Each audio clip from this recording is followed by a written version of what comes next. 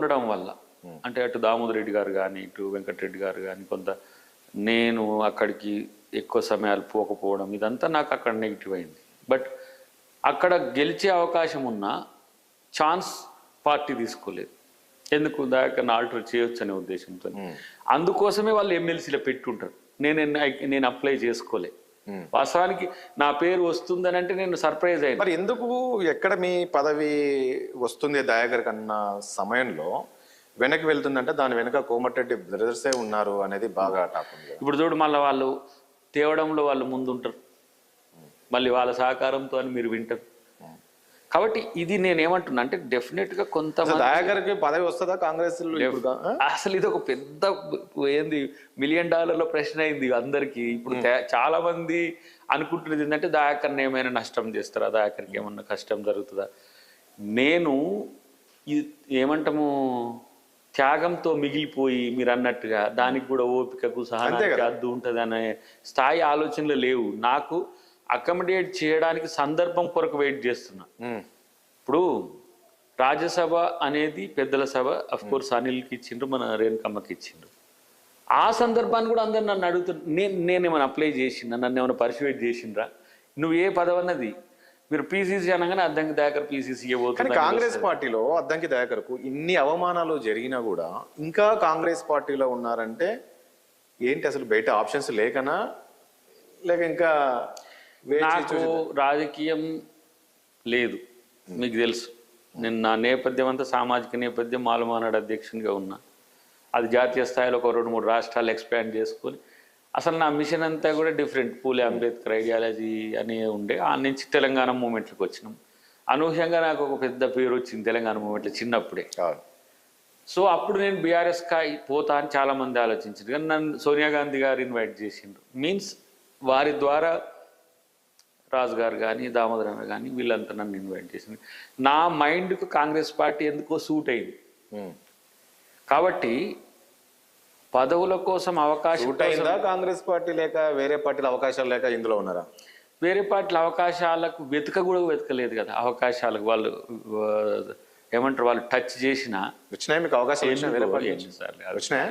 అవి మామూలు అసలు వచ్చినాయి అనుద్దిగా ఎప్పుడు అడుగుతూనే ఉంటారు. అది వేరే. బీఆర్ఎస్ పార్టీ నుంచి వచ్చింది ఆఫర్ మీకు? బీఆర్ఎస్ నుంచి ఉంటుంది, బీజేపీ నుంచి ఉంటుంది, what ever parties. But my mind is Congress అనేది. నేనేం పుట్టు కాంగ్రెస్ అని కాదు మళ్ళీ సుమా. మై డాడ్ కమ్యూనిస్టుల నుంచి ఉన్నాడు. నేను కాంగ్రెస్ నా పొలిటికల్ లైఫ్ అని అనుకున్నప్పుడు ఎందుకో కాంగ్రెస్తో కనెక్ట్ అయినా. ఆ రోజు సోనియా గాంధీ గారితో కలిసినప్పుడు కూడా అందరిని ఇన్వైట్ చేసింది, జేఏసీ లీడర్ని ఓపెన్గా. అందరం ఉన్నాం అప్పుడు. మన కోదండరామ్ గారు ఉండే, స్వామి గౌడ్ గారు ఉండే, దేవిప్రసాద్ గారు, మన సీనన్న అందరు ఉండే. వాళ్ళ రాజకీయ జీవితం ఎట్లా చూసిందనే విషయం పక్కన పెడితే నేను కాంగ్రెస్తో ఉండాలనుకున్న దానికి ఇప్పుడు ఈ సిస్టమ్ రాజు గారు కానీ దామన్న కానీ తర్వాత బట్టి గారు కానీ వీళ్ళంతా కనెక్ట్ అయింది. సో ఇక్కడికి వచ్చినాక కాంగ్రెస్ పార్టీ ఇంటర్నల్ ఎజెండా తెలిసిన తర్వాత నా ఐడియాకు దీనికి దగ్గర ఉంది కాబట్టి ఉండగలుగుతున్నా అంతే. ఇది అంతకు మిక్కిలి పెద్ద. కాంగ్రెస్ పార్టీలో ఎమ్మెల్సీ రావాలన్నా రాజ్యసభ రావాలన్నా కూడా రెడ్డి లేదా చౌదరి ట్యాగ్ ఉంటేనే వస్తుందా? మీలాంటి దయాకర్ లాంటి వాళ్ళకి రాదా? అది రేపు నీకు వచ్చినాక ఇందుకా నువ్వు ఆగిందని అంటావు. నమ్మకం ఉందా మీకు పదవి వస్తుందని?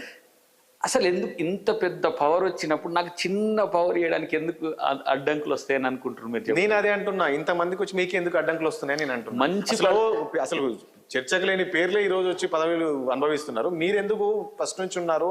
కాంగ్రెస్ పార్టీ అధికారంలోకి రావడానికి మీరు కూడా చాలా కష్టపడ్డారు. మీరు కాదని వాళ్ళకి ఇస్తున్నారంటే దీని వెనుక ఏదైనా బలమైన శక్తి ఉందా అని? బలమైన అవకాశం ఉంది.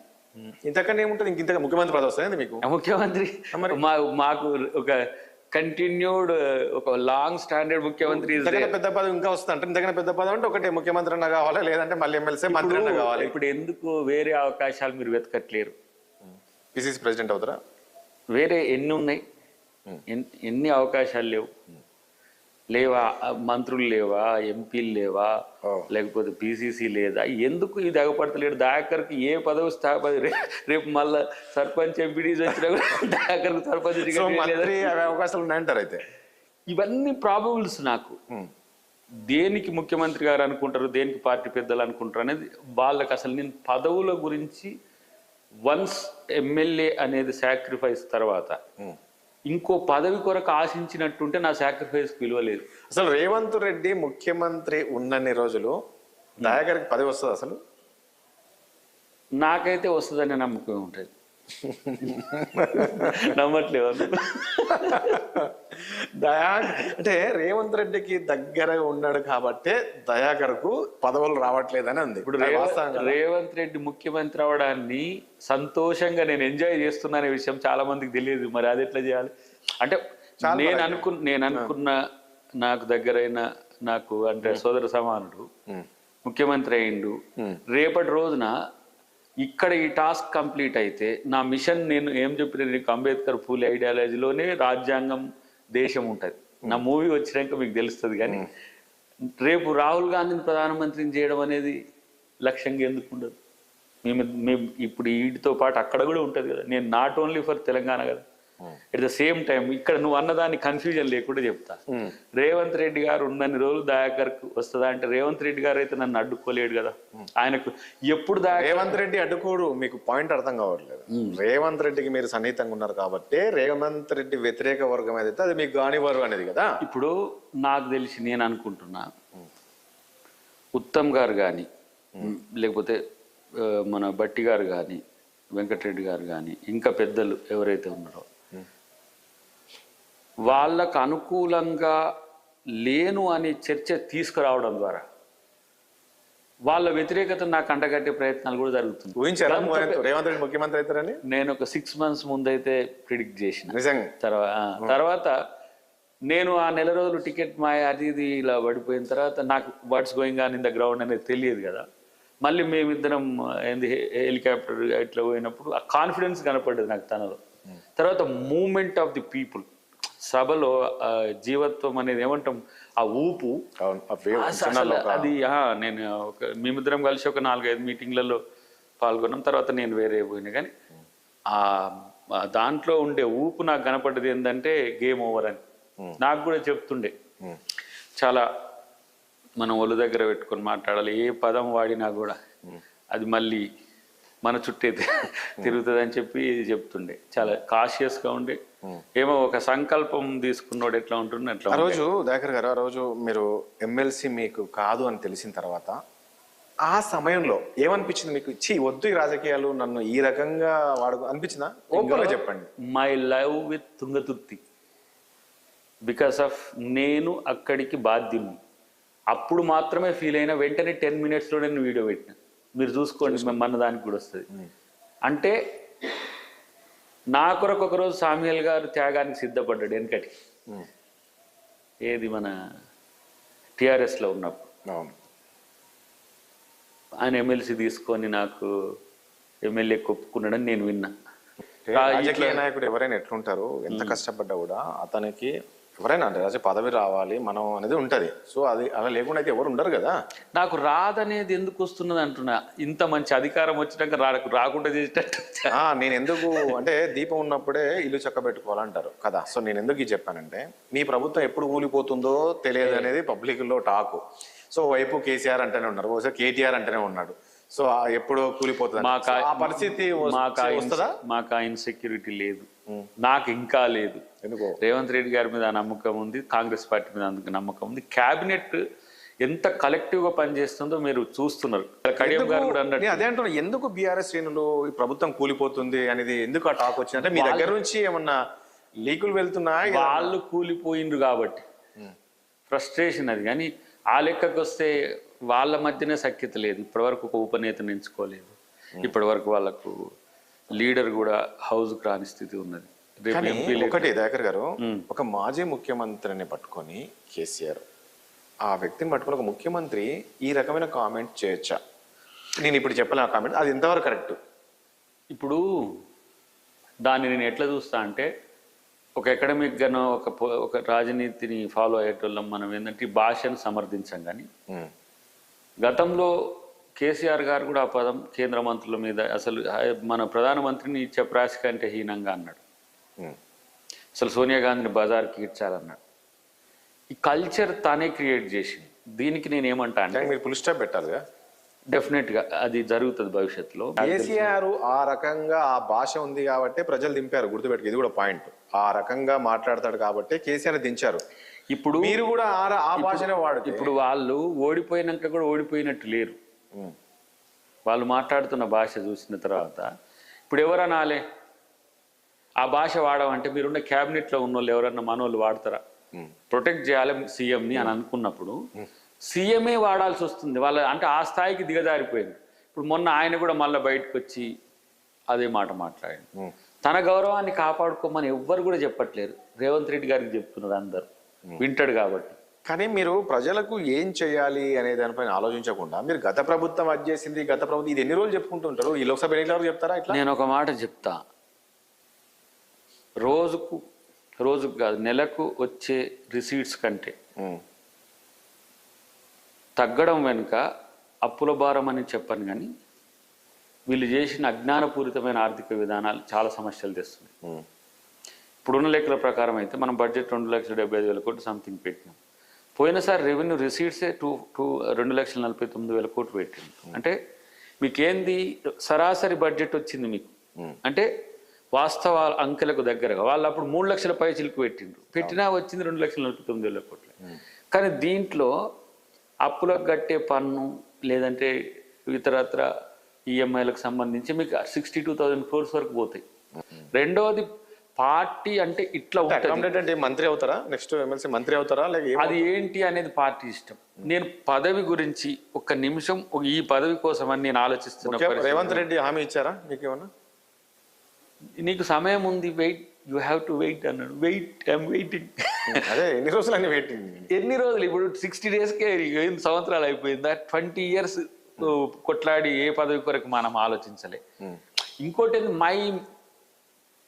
అంటే నా ఆలోచన ఏందో జనానికి ఇంకా గతం తెలియదు. దయాకర్ ఇట్లా కూడా ఉంటాడా అని ఇప్పుడు పరిశాన్ అవుతుంది. అంటే ఇంత ఓపికతో ఉంటాడా అని. ఓపిక నీ కోసం నా కోసం కాదు, లేకపోతే వ్యక్తిగత ప్రయోజనం కోసం కాదు, ఓపిక పార్టీ కోసం. ఇంత కష్టపడి కొట్లాడి తెచ్చి దయాకరే పార్టీ కొరకు ఆగలేకపోతే ఇక మామూలు వాళ్ళ పరిస్థితి ఏముంటది? నా వల్ల ఏమైతుంది, అవకాశాలు రాని వాళ్ళంతా దయాకర్ అన్న ఇంత ఓపికగా ఉన్నాడు, అట్లా మనం ఎందుకు ఉండలేము అనేది వస్తుంది. రేపటి రోజున వాళ్ళ కోసం పోరాడేటోనిగా ఉండాలని. ఓకే, అంటే దయాకర్ కప్పు గెలవలేదు కానీ జనం ఉదయాల్లో మాత్రం మనసు గెలుచుకోవచ్చా? మేబీ కావచ్చు. నేను ఇది త్యాగం అని కూడా అనను రాజేష్ భాయ్, దీన్ని మంచి అవకాశం వచ్చే ఒక సందర్భం అని అనుకుంటా. కానీ ఊరికే అది చెప్పిన పదమే చెప్పి బోర్ కొట్టిస్తుంది. కానీ ఇక్కడ ఒక మాట మాత్రం చెప్పాలి, కేవలం అధికారం లక్ష్యంగా అద్దంకి దయాకర్ పనిచేయడు. నా లక్ష్యం గతంలో రాజ్యాంగ పరిరక్షణ అని ఉండే నా లెక్క, ఎందుకంటే బీజేపీ వచ్చినందుకు. కానీ ఇప్పుడు రేవంత్ అన్నతో కలిసి రాహుల్ గాంధీ కొరకు పోయే రోజులు భవిష్యత్తులో ఉండాలి. ఎందుకు? ఇప్పుడు మీరు చూడండి రోడ్ల మీద ఎట్లా ఏమంటారు అవి శీలలు నాటి రైతుల మీద ఎట్లా జరుగుతున్నాయో. అవును, అసలు దుర్మార్గం కేంద్రంలో జరుగుతుంది. ఒకటి ఫస్ట్ ఇప్పుడు ముఖ్యమంత్రి రేవంత్ రెడ్డి ముఖ్యమంత్రి అయిన తర్వాత ప్రధానిని కలిసినప్పుడు ఆయనతో పాటు బట్టి విక్రమార్కను పంపించారు. అది ఎలా ట్రోల్ అయిందో మీకు తెలుసు. ఎందుకు ఆ రేవంత్ రెడ్డి మీద నమ్మకం లేక బట్టిని పంపిస్తున్నారు? ప్రతి దగ్గర ఎందుకు ముఖ్యమంత్రి ఎక్కడ వెళ్ళినా బట్టి విక్రమార్కం కూడా పంపిస్తున్నారు? అంటే తెలంగాణ సమాజంలో ఒక ముద్ర ఉంది, ఏంటి, దళితుడిని ముఖ్యమంత్రి చేస్తారు అని కేసీఆర్ గారు మొదలు పెట్టడం వల్ల ఆ దళితుడిని ముఖ్యమంత్రి చేయాలనే ఆలోచన కాంగ్రెస్ పార్టీకి కూడా ఉండే. సందర్భాన్ని బట్టి పరిస్థితులను బట్టి రేవంత్ రెడ్డి గారికి అవకాశం వచ్చింది కాబట్టి ప్యారలల్గా మేము దళితునికైనా బడుగులకైనా ఈ ప్రాధాన్యత ఇస్తామని చెప్పడమే. వన్ మెన్ షో కాదు అని చెప్తారు కేసీ వేణుగోపాల్ గారు, ఆ రోజు స్టేట్మెంట్ ఇచ్చారు సీఎం రేవంత్ రెడ్డి గారు. బట్ ఏంది ఇది కలెక్టివ్ ఎగ్జిక్యూషన్ ఉంటుందని చెప్పడానికి డిప్యూటీ సీఎంగా ఒకటే డిప్యూటీ సీఎం ఉన్నా కూడా మిగతా బహుజన వర్గాలు కూడా మా కనెక్ట్ అవ్వడానికి బట్టి గారు ఉన్నారని ఒక భరోసా ఇచ్చేటట్టుగా కూడా ఉంటుంది. సేమ్ టైం గవర్నమెంట్ దగ్గర కూడా డిప్యూటీ సీఎం గారిని ప్రజెంట్ చేయడంలో ఆయన ఎప్పుడు తీసుకుపోతున్నాడు రేవంత్ రెడ్డి గారు ఏ పనిలోనైనా. ఎందుకంటే ఒక మంచి మెసేజ్ పోతుంది అంతే. రెండవది ఏంటంటే ఇది మంచి మెసేజ్ కన్నా యాంటీకి వెళ్తుంది. అంటే రేవంత్ రెడ్డి ముఖ్యమంత్రి నమ్మకం లేకనే బట్టిని పంపిస్తుంది అధిష్టానం, ఎటీఎల్లో కూడా బట్టిని పంపిస్తున్నారు అని. ఇప్పుడు పిఎం అన్నప్పుడు డెఫినెట్గా అది ప్రాధాన్యత ఉండే సమావేశం. అప్పుడు డిప్యూటీ సీఎం కూడా ఉంటుందనే ఉద్దేశంతో ఇప్పుడు కేసీఆర్ గారు పోతారు, కేసీఆర్ గారు వెంట కేటీఆర్ XYZ ఒక 10 మంది పోతారు. అక్కడ ప్రోటోకాల్లో సీఎం ఒక్కడే కలుస్తాడు, అది వాళ్ళ పార్టీ విధానం. కానీ మేము వెళ్ళినప్పుడు క్యాబినెట్ అంతా తీసుకుపోకపోయినా ఒక డిప్యూటీ సీఎం విత్ సీఎం ఉంటే ఒక బ్రాడ్నెస్ వస్తుందనే ఉద్దేశం. ఇంకేమున్నది తర్వాత పర్సనల్ కూడా మాట్లాడుకోవచ్చు ముఖ్యమంత్రి గారు. చివరిగా ఒక విషయం చెప్పండి దయాకర్ గారు. నెక్స్ట్ నేను దయాకర్ గారిని మనం ఏ రకంగా చూడొచ్చు? మంత్రిగా చూడొచ్చా, ఒక ఎమ్మెల్సీగా చూడొచ్చా, ఒక ఎంపీగా చూడొచ్చా? నెక్స్ట్ ఇంటర్వ్యూ నేను చేయాలంటే నేను కూడా దాని మీద ఆలోచిస్తాను, నన్ను ఏం చేస్తారనే ఆలోచనతోనే ఉన్నా. ఏదైతే బాగుంటుంది అనుకుంటుంది మీ మనసులో ఉంటుంది కదా? ఏదైనా మంచిగానే ఉంటుంది. ఇది బాగుండదు దయాకర్కి అనేది ఏముండదు. దయాకర్ ఇది మాత్రం ఇప్పుడు మన మీలాంటి వాళ్ళు ఏమనుకున్నారంటే ఎమ్మెల్యే అయితే బాగుండు, హౌస్లు ఉంటే బాగుండు అని ఉన్నది. ఎమ్మెల్సీ అయితే కూడా హౌజే కదా. ఒకవేళ అదృష్టం బాగుండు మంత్రి అయితే కూడా 2 హౌజులలో ఉండొచ్చు కదా. ఇది కాకుంటే నన్ను